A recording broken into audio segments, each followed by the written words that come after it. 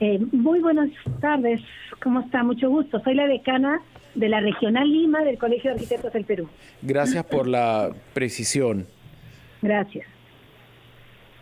Bien, Bueno, decana, sí, la situación es complicada porque, como lo decía Mauricio, en nuestro país muchos, de repente por el factor económico, tal vez por ahorrarse unos centavos de más, no vamos a un especialista para construir nuestras viviendas.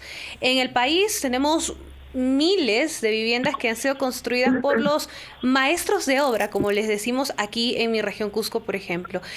¿Cuántas viviendas, arquitecta, si se tiene la data, han sido o están en situación de venirse abajo en caso ocurra un sismo? mire, nosotros hemos visto, hay un estudio de Grade donde dice que cerca del 90% de las edificaciones en el Perú son informales. ¿Y esto a qué se debe?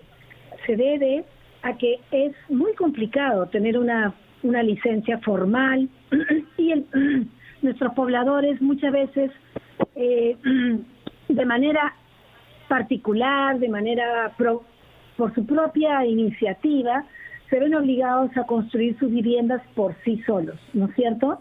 Entonces tenemos viviendas ubicadas en asentamientos humanos, en zonas de riesgo, en terrenos de arena, en pendientes, zonas de huaicos, etcétera, y todo el tiempo estamos viendo las noticias. Hay un tema aquí de fondo que es cómo hace un poblador de bajos recursos para tener una vivienda digna. Es por esto que el gobierno tiene que hacerse presente con una política que ayude a esto. Yo quería referirme, actualmente el Ministerio de Vivienda ha presentado una ley de desarrollo urbano sostenible. Repito, ley de desarrollo urbano sostenible que promueve la vivienda de interés social formal. Está en el Congreso hace un mes y sería un excelente, un gran logro que se pudiera aprobar. ¿Por qué? Porque hasta plantea un operador de suelo, plantea una serie de instrumentos financieros para que, por ejemplo, si en una zona de la ciudad se premia al suelo para tener un montón de pisos, una gran cantidad de pisos, también se pague los DAET, derechos adquiridos de edificación transferida, y se da un dinero para que otras zonas vulnerables, marginales, puedan tener dinero y entre otros enfoques, ¿no? Uh-huh. Es bien importante que se permita el acceso a la vivienda formal a un costo accesible. Uh-huh. Esta ley, arquitecta, está en el Congreso, uh-huh, lo estaría favoreciendo enormemente. Uh-huh. Arquitecta Lourdes Yusti, vamos a hacer una pausa y retomamos la conversación con usted. Entendemos que hay un déficit altísimo de vivienda en el sector E&D en nuestro país, y también sería interesante que en esa ley que está por promulgarse o perfeccionarse, en las zonas donde se construyan viviendas se incluye una posta médica dentro de la ley, ¿no?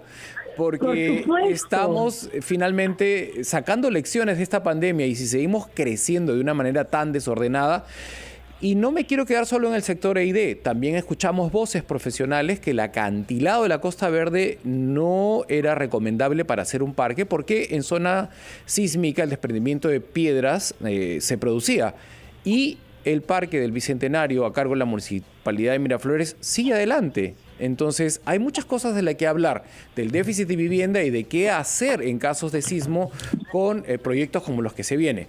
La comprometemos a seguir con nosotros en Encendidos. Sí, por supuesto.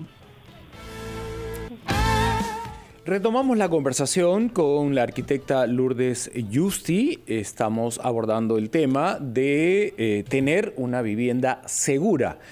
Ella invoca a que se corrija este déficit de vivienda en los sectores E y D que existe en nuestro país. Hay proyectos de ley, uno a punto de presentarse, me parece, por la misma actual presidenta del Congreso, Mirta Vázquez, y las mejores intenciones de hacer las enmiendas.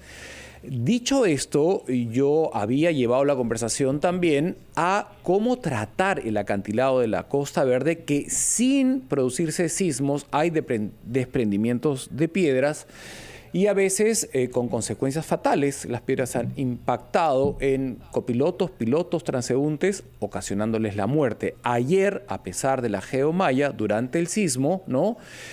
Ha habido desprendimiento de piedra, la geomalla no lo contuvo. ¿Y por qué me detengo aquí, arquitecta? Porque está a punto, ¿no?, de terminarse o de iniciarse, o no sé en qué etapa de la obra está, un parque, ¿no?, bicentenario en una parte del acantilado, en la bajada Armendáriz. En la parte de Barranco no va a haber nada y desde ya es como un desbalance paisajista, que en el lado derecho hay un parque y en el lado izquierdo nada. Pero más allá del paisajismo, vamos a la seguridad y a la vida de quienes transitan y habitan por ahí. Profesionales sí, claro, se manifestaron como que esa era una zona poco segura en caso de sismo y el parque sigue adelante. ¿Qué percepción tiene usted de este proyecto?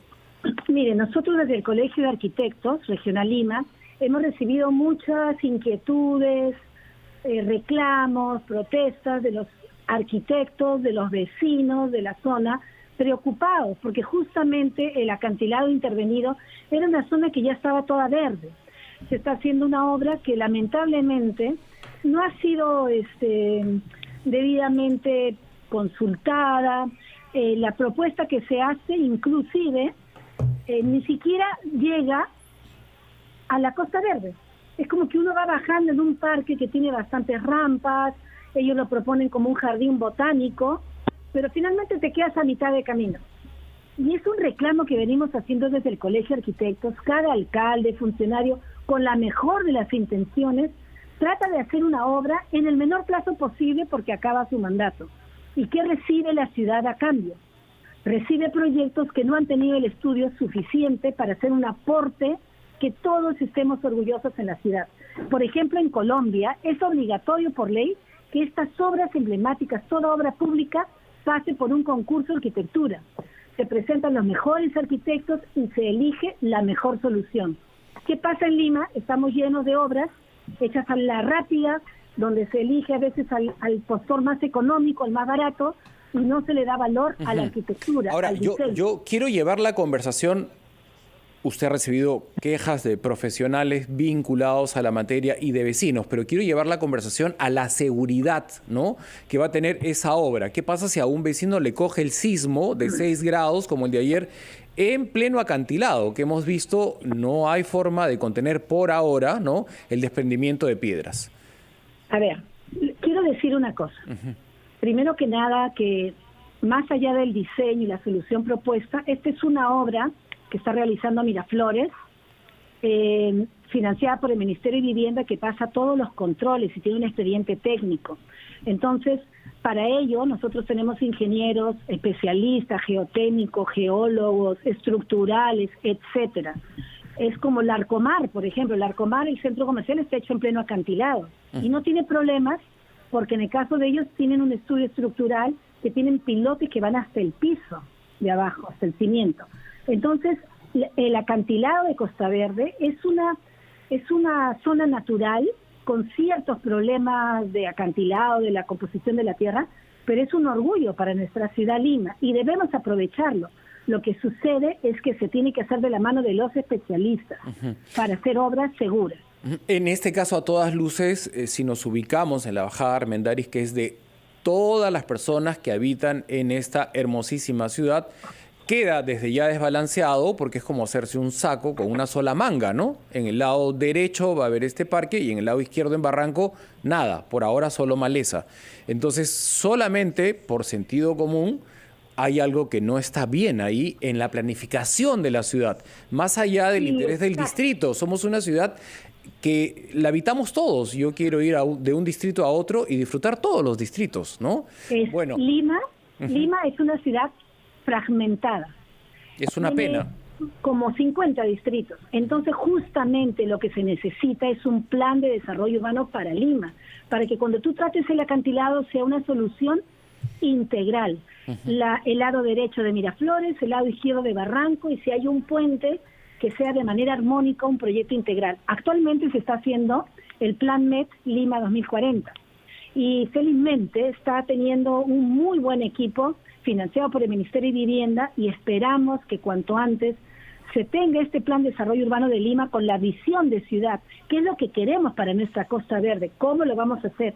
Y a veces los alcaldes, como ya no son reelegidos electoralmente, tienen una visión corto plazo, cuando los planes urbanos son visiones para corto, mediano y largo plazo. Bueno, coincidimos con usted, ¿no? En plena pandemia sacar adelante un parque es un poco como innecesario, ¿no? La prioridad es salvar vidas. Noemí tiene preguntas para usted también. Sí. Yo quisiera, Noemí, que respetemos esta pausa que se nos viene rapidita y luego retomamos la conversación con la arquitecta Lourdes Yusti.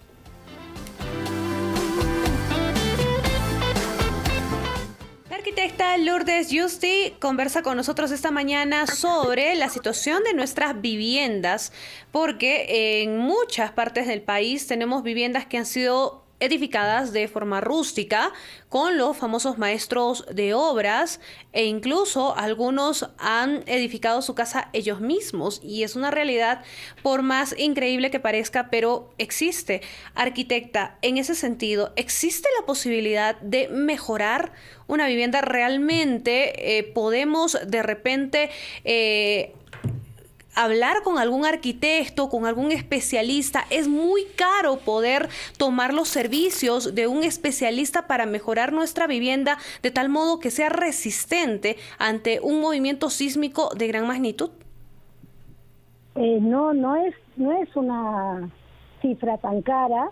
Hay profesionales de distintos costos, pero lo más importante es que la inversión más grande de la vida de una familia tenga la seguridad. Los arquitectos estamos preparados, los ingenieros civiles. Normalmente, ¿qué pasa? Hacen los muros de ladrillo y el ladrillo es un muy buen sistema, pero tiene que estar confinado. Tiene que tener columnas, tiene que tener vigas, ¿no? Entonces, ante un terremoto, un temblor, un sismo de gran magnitud, está sólidamente consolidada toda la estructura. Tiene que tener cimientos adecuados. Tiene que haber también el suelo. No es lo mismo construir sobre un suelo de mucha resistencia, sólido, que sobre un arenal, sobre una pendiente. Y es ahí, lamentablemente, donde vemos la situación de riesgo que se encuentran la mayoría de las viviendas construidas así de manera informal, ¿no? Ahora, yo quería volver al tema integral del diseño de la ciudad que habitamos todos y no circunscribirnos a ver solamente el distrito que habitamos, sino integrarnos, ¿no? A través de ciclovías, de parques, de una propuesta paisajística, ¿no? Hay especies, por ejemplo, absolutamente compatibles con el acantilado de la Costa Verde. Si vemos fotos de sus inicios, estaba absolutamente sembrado, ¿no? Entonces, ¿por qué no hacer ese plan integral? Mire, planes hay. Lo que recibí, claro, perdón, yo sé que planes hay en teoría y la Autoridad Autónoma de la Costa Verde existe, ¿no? Pero cuando un ciudadano sale a montar bicicleta, resulta que se corta hay un árbol en el medio, las casas invaden las veredas y el caos se percibe a donde uno va, ¿no? Entonces, yo sé que hay buenos planes, buenas intenciones, pero lo que recibimos quienes habitamos acá no es acorde con la calidad de vida de cualquier otro ciudadano de América Latina. Tiene usted toda la razón y nosotros desde el Colegio de Arquitectos también estamos siempre fomentando estos planes de desarrollo urbano. No se trata de construir solamente una vivienda, porque la vivienda empieza desde que se hace el diseño de toda la urbanización. La vivienda más sus equipamientos, como bien dijo usted. Cuando se hace una vivienda formal, se empieza por diseñar cómo van a ser las pistas, los parques, qué servicios médicos va a tener, qué servicios de colegio, qué zona comercial, ¿no? Cuáles van a ser las áreas libres, cómo va a ser el diseño de la vía. Ahora es tan importante, como bien se está remarcando, el transporte a través de las bicicletas, ¿no? En época de pandemia, con mayor razón. Entonces, todo esto lo que vemos es que hay una falta de planificación urbana. Nosotros tenemos un país tremendamente informal y cada vez que hay un problema salta a la luz. Salta a la luz. Como bien dices, No hay que irse a Europa para verlo, basta que uno vaya a Colombia, a los países vecinos. ¿Por qué siempre hacer las cosas mal? Bien, muy interesante la conversación que hemos sostenido a raíz del sismo, sacar lecciones positivas para replantearlo absolutamente todo y tener una mejor calidad de vida.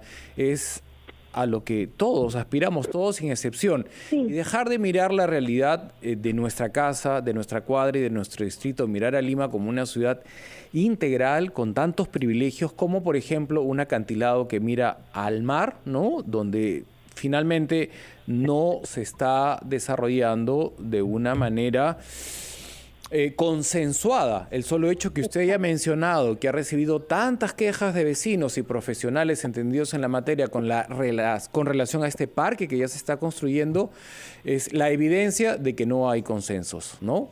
Sí, quería terminar, si fuera posible, diciendo una aclaración.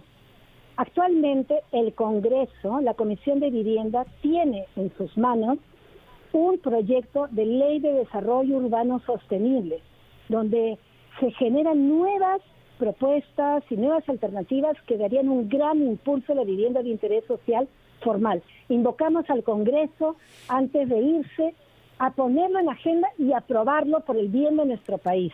Desde el Colegio de Arquitectos lo queremos impulsar. Totalmente de acuerdo con su propuesta, y sería muy interesante que esta Comisión de Vivienda tenga claro que si va a entregar una vivienda, ¿no?, a un sector socioeconómico E o D, lo haga con agua potable. El déficit de agua potable que tenemos en el país es impresionante también. Entonces, aprovechar estas reformas para tener postas médicas, agua potable, que se construya, ¿no?, con las condiciones mínimas, ¿no?, de calidad de vida. Gracias, arquitecta. Noemí. Muchas gracias a ustedes. Sí,